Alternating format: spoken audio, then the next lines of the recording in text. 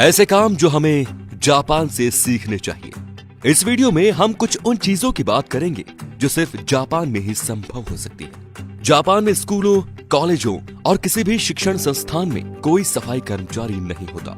यहाँ स्टूडेंट्स को ही सफाई करने का काम करना पड़ता है और विद्यार्थियों की ये ड्यूटी कंपल्सरी है।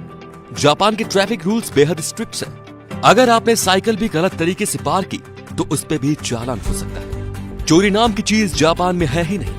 लोग सोचते भी नहीं कि उनका कुछ चोरी होगा, इसीलिए यहाँ ज्यादातर स्टोर में दुकानदार होते ही नहीं। सारा काम वेंडिंग मशीन से ही हो जाता है।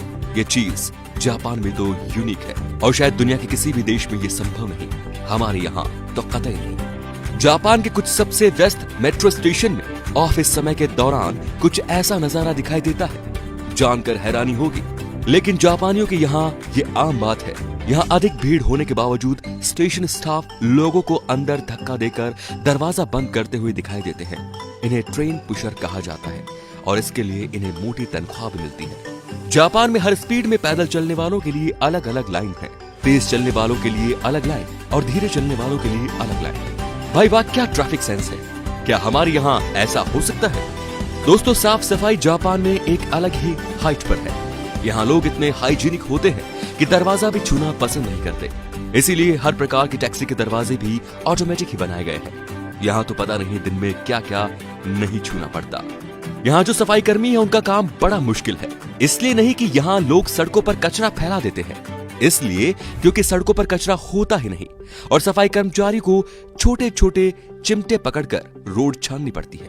और हमारे यहाँ अब क्या बताए भैया, कुछ चमन होंगे कमेंट करने वाले जो बोल देंगे जाना जापान वहीं रह ले, यहाँ क्यों तेरी ऐसी तेजी करवा रहा है। दोस्तों, यहाँ पार्किंग व्यवस्था तो है ही, लेकिन यहाँ आगे की पार्किंग व्यवस्था को बनाए रखने के लिए गाड़ी खरीदने के वक्त आपको प्रूफ करना पड़ता है कि आपके पास पार्किंग की जगह है या नहीं। यहाँ तो चमन जहाँ चाहे वहाँ खड़ा कर देते हैं और कोई भी आके कहीं भी ठोक दे तो वो अपनी ऐसी तैसी करवाते हैं। सीखो कुछ गलत पार्किंग करने वालों। एक बहुत दुखद बात है, लेकिन जापान में इतनी फैसिलिटीज और अच्छाइयों के बावजूद इस देश में जो कारण इंसानी जान लेता है वो है सुसाइड। जी हाँ, ये सबसे बड़ा कारण है ह्यूमन डेथ का जापान में। तो अब भाई जापान का प्लान कैंसिल। दोस्तों, यहाँ पब्लिक ट्रांसपोर्ट ट्रेन या बस में अगर गलती से फोन में बात कर ली तो घुमा के एकदम पड़ता है फाइन, चटाक से।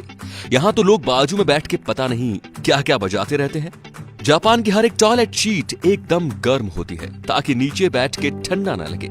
क्या बात है, शरीर को कोई कष्ट नहीं होने देते। वाह वाह वाह। जापानी लोग कहीं भी सोने से नहीं कतराते। फिर क्या मेट्रो, रेल, बस, क्या खड़े क्या बैठे भाई, हर जगह। अरे भाई, जब जेब कतरों का टेंशन ही नहीं होगा तो नींद तो आएगी ना। जापानी भाषा को दाएं से भी पढ़ा जा सकता है और बाएं से भी। ये बात तो हमारी भी समझ में नहीं आएगी। आप लोगों को समझ में आई हो तो कमेंट में जरूर बता देना। दोस्तों, जापान के पब्लिक टॉयलेट दुनिया के सबसे बेहतरीन टॉयलेट में एक है। हमारे यहाँ पब्लिक टॉयलेट की गंध सूंघ ले अगर तो सुंद करने का इंजेक्शन इंडियन पब्लिक से ही एक्सपोर्ट करना शुरू कर जाए। आप समझ रहे हैं ना मैं क्या कह रहा हूँ। जापान में दारू पीकर गाड़ी चलाने पर पकड़े गए तो पैसे लेकर छोड़ते नहीं पुलिस वाले, खूब खातिरदारी करते हैं। इस मामले में हमारी इंडिया की पुलिस बहुत अच्छी है भाई, पैसे देकर छोड़ देती है। यहाँ मेट्रो ट्रेनों की सीट रिजर्व होती है। हमारे यहाँ लोकल डब्बे में मजाल है कि टीटी घुस जाए और घुस भी गया तो उतरने कहाँ दिया जाएगा। जापान में ओवरवेट लोग बहुत ही कम है। पूरा वेट तो सुमो पहलवान लेते हैं, तो आम लोगों को मोटापे की कमी पूरी करने की क्या जरूरत है। दोस्तों, जापानी लोग लाइंस का बहुत सम्मान करते हैं। हमारे यहाँ तो हम जहाँ खड़े होते हैं लाइन वहीं से शुरू हो जाती है। आए, हम ऐसा नहीं कहते भैया, बच्चन साहब कहते हैं और हम तो बचपन से ही यही सुनते आए। जापान में दुकानदार पैसों को छूना अपनी तौहीन समझते हैं। उनके हिसाब से नोटों को कई लोगों ने पता नहीं क्या क्या छुआ है, इसीलिए ये लोग छूना पसंद नहीं करते। पैसे सीधा मशीन में डालते हैं और वहीं से मशीन छूटे उगल देती है।